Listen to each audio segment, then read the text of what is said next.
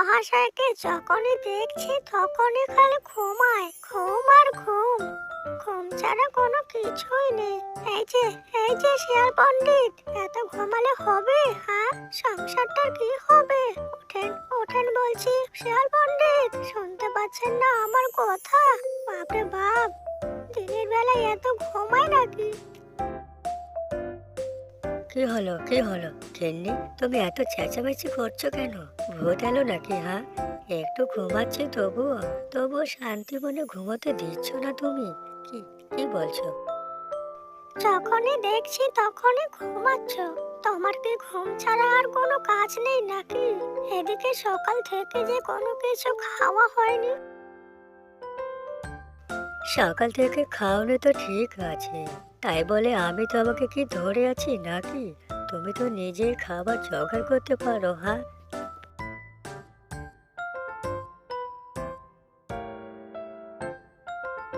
এখন আবার কোথায় যাচ্ছে কোনো কিছু না বলেই?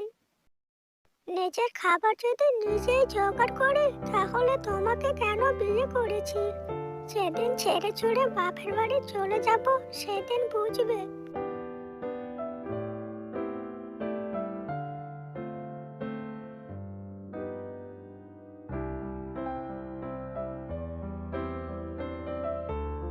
এই তো একটা টুনি পাখি গাছের ডালে বসে আছে। এটাকে ধরে বউয়ের জন্য নিয়ে যাই। সকাল থেকে শুধু বক বক আর বক বক, শুনতে শুনতে মাথাটা পচে গেল আমার। যা, উড়ে চলে গেল। ভাগ্যটাই খারাপ। সকাল সকাল গিন্নির বকন খেলাম, আবার এদিকে শিকারও করতে পারছি না। যাই, বাঘ মামার কাছে যাই।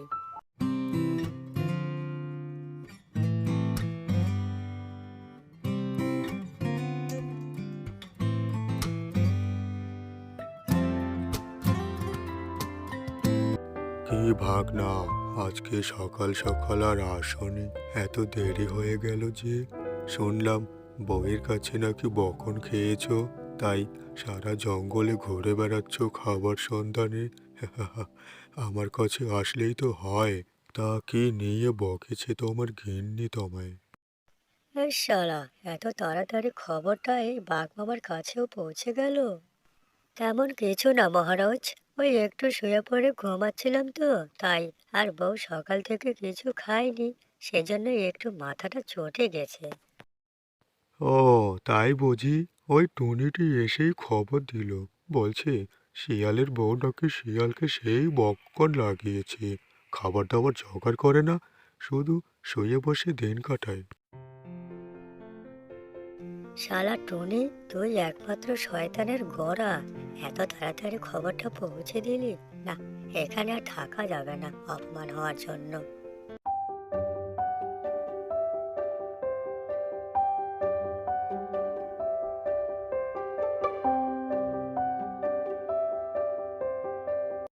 এই রে, কথাটা বলা মনে হয় ঠিক হয়নি।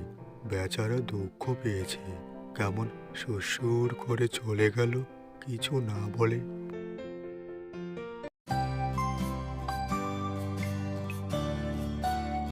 তারপর শিয়ালটি শিকারের উদ্দেশ্যে গ্রামে যায়। এই তো এই তো অনেক হাঁস। এখান থেকে দুটো হাঁস তুলে নিয়ে গেলেই গিন্নি খুশি হয়ে যাবে। আশেপাশে তো কাউকে দেখছি না। যাই, টপ করে দুটো হাঁস তুলে নেই। এই মনে হয় শিয়াল এসেছে, হাঁসগুলো চেঁচাচ্ছে। এই কে কোথায় আছিস? ধর এই শিয়াল বেটাকে ধর, হাঁস চুরি করতে এসেছে। ধর ধর, দাঁড়া দাঁড়া, শিয়াল বেটা পালাচ্ছিস কোথায়?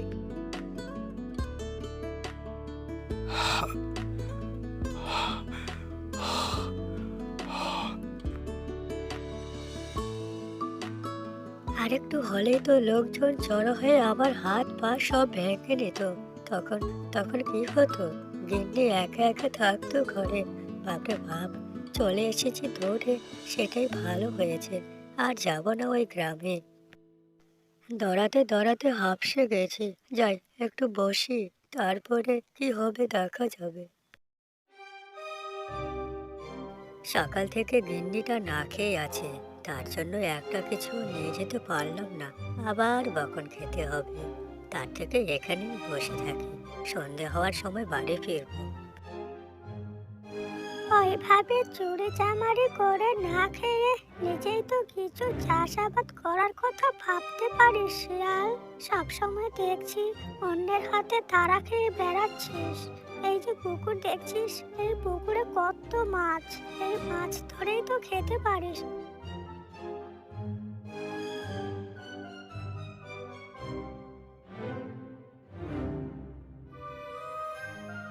টনি পাখিটির কথাটা ঠিক বলে গেল। এই যে পুকুর, এখানে চাষ করলে তো অনেক মাছ পাবো আমি। তাহলে তো আর মানুষের চুরি করে খেতে হবে না। ধন্যবাদ, ধন্যবাদ টনি, তোমাকে অনেক অনেক ধন্যবাদ। আজ থেকে আমি এই পুকুরেই মাছ চাষ করব। যাই গিন্নিকে বলি। গিন্নি আবার খুব খুশি হবে আমার এই পরামর্শ শুনে। যদি শোনে যে এই পুকুরে আমি চাষবাস করতে শুরু করব, তাহলে তো আমার জন্য প্রেম উথলে উঠবে। টনি, তুমি অজান্তে যে কি উপকার করলে আমার, সেটা কি বলবো তোমায় আমি আর। যাই, দেরি হয়ে যাচ্ছে।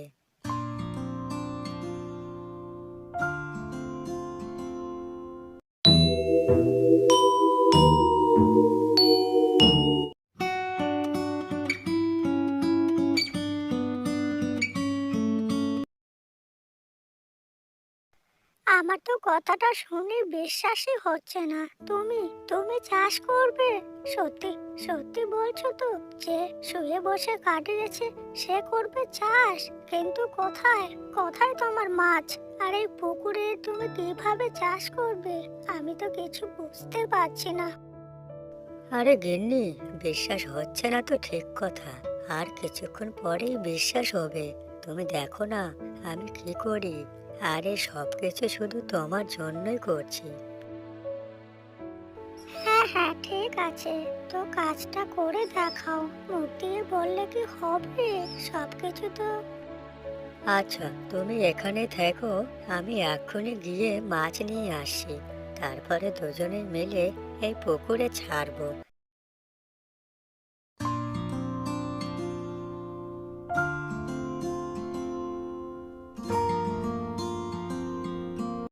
এত সত্যি সত্যি চলে গেল। আমি তো বিশ্বাসই করতে পারছি না যে এতকাল শুয়ে বসে কাটিয়েছে সে নাকি চাষ করবে, তাও আবার মাছের চাষ। দেখি দেখি কি হয়। তারপরে শিয়ালটি সমুদ্র থেকে অনেক মাছ ধরে নিয়ে আসে। এবার এবার তো বিশ্বাস হচ্ছে গিন্নি। এই দেখো কত মাছ ধরে এনেছি। এবার দুজনে মিলে এই পুকুরে মাছ চাষ করব। তাহলে আর চুরি করে খেতে হবে না। সত্যি আমি তো ভাবতেই পারছি না যে তুমি তুমি আমার জন্য এত কিছু করছো। তোমাকে আমি অনেক অনেক ভালোবাসি গো। আর সকালে যা কিছু বলেছিলাম তার জন্য আমি ক্ষমা চাইছি। অনেক ভালোবাসি তোমায়। এই তো শেয়াল পণ্ডিত, বুদ্ধিমানের কাজ করেছিস। এখন যত খুশি তত মাছ খাবি, আর কোথাও বকুন খেতে হবে না। হ্যাঁ টনি, বুদ্ধিটা তুমি ভালোই দিয়েছো। তোমার জন্যই তো এত সব কিছু। সেদিন যদি তুমি না বলতে, তাহলে তো আমি এ বিষয়ে কিছুই বুঝতে পারতাম না। আজ এ যা কিছু দেখছো তা সব তোমারই জন্য। ধন্য ছোট টুনি।